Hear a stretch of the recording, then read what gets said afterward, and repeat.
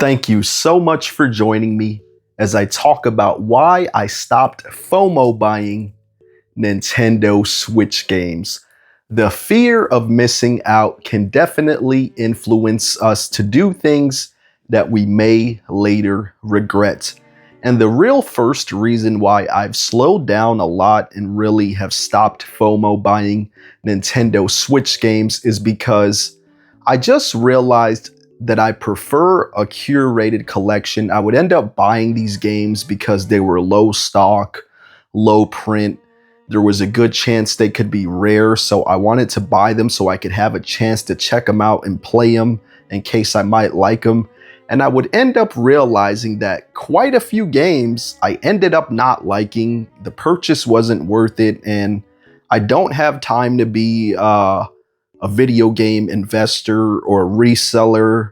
I probably would be better off reselling my games instead of trading them, but what I would end up doing is just trading these games in, taking a loss on them after I realized I didn't like them. So I've gotten a lot more intentional with my purchasing habits about video games lately. I try to really be careful about what I'm buying, even if I have a doubt about it. I'd rather miss out on games now than to over purchase games that I'm not going to be interested in. Reason number 2 why I stopped FOMO buying Nintendo Switch games is because I just got tired of kind of being forced into the FOMO by design, by companies like Limited Run. You know, you have a lot of other limited print companies out there as well. I've got a couple of Limited Run games here, but I just don't really like feeling like I only have a certain amount of time to buy something or it's going to be gone. Now, I will make the purchase if it's a game I truly know I'm going to love and enjoy. I'm a huge fan of the series,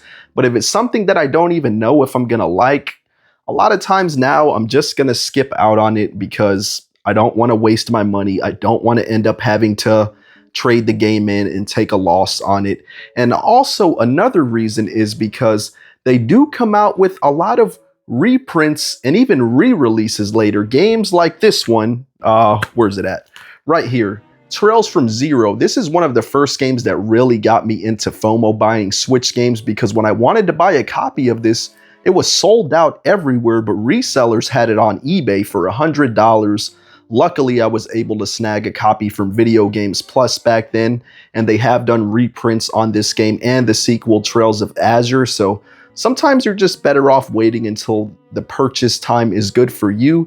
And also complete editions are another thing that we need to talk about. A genre that I'm a big fan of is beat 'em ups, but a lot of these beat 'em ups are getting like 2 and 3 versions printed, like River City Girls is an example. They had the standard limited run copies. Then they had the Japan copy that had the 2 games bundled. Now they're coming out with River City Girls Complete Edition with all 3 games on the cartridge. I'm done. I'm not going to even worry about buying that. Streets of Rage 4, that's another one, came out originally. Then they came out with the Anniversary Edition with the DLC all on the cartridge. Even as far as JRPGs go, the Atelier series, the Atelier Ryza trilogy, I own them all physically.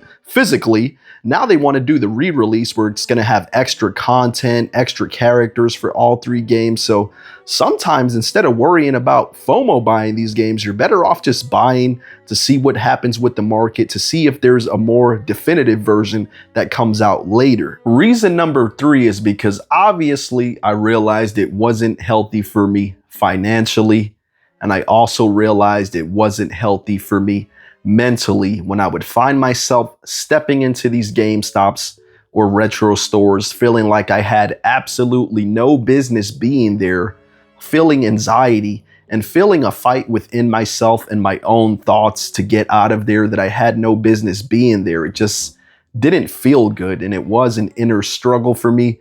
Luckily, it is something that I have gotten past. I think it was more through trial and error than anything, because I had never really got into game collecting until the Nintendo Switch. So I've kind of learned my lesson since then and have realized that I much prefer a curated game collection instead of going for numbers and quantity. Like, to me, it doesn't matter how many games you have in your collection. if you don't care about playing them. At least for me personally, I think that's cool for collectors who just like owning a bunch of stuff. Nothing wrong with that if you're okay financially. Nothing wrong with that at all. But for me personally, the games that I own are going to be games that I want to play. Those are the games I want to own. One of the last reasons why I stopped FOMO buying Switch games is just because current economy just sucks. It costs more than ever to bring groceries home, costs more than ever to buy most things these days. So I definitely want to be financially responsible. And the very last reason that I will mention here is just really because limited space. I only have so much space and storage where I live. So I definitely don't want to own a bunch of video games that I never want to play. I definitely prefer the curated collection, and I guess you can just go ahead and call me a curated collector. But this video is just me sharing my personal experience. I don't like when other YouTubers get on here and get all preachy and try to tell people what to do, so that's not what I'm trying to do with this video. But if you can relate to this, then hopefully it helps you out, or hopefully you just found it to be a cool, relatable story, situation, whatever. But if you enjoyed this video, I really do appreciate you watching. Please hit that like button, subscribe if you're not already, and I will catch you on the next one.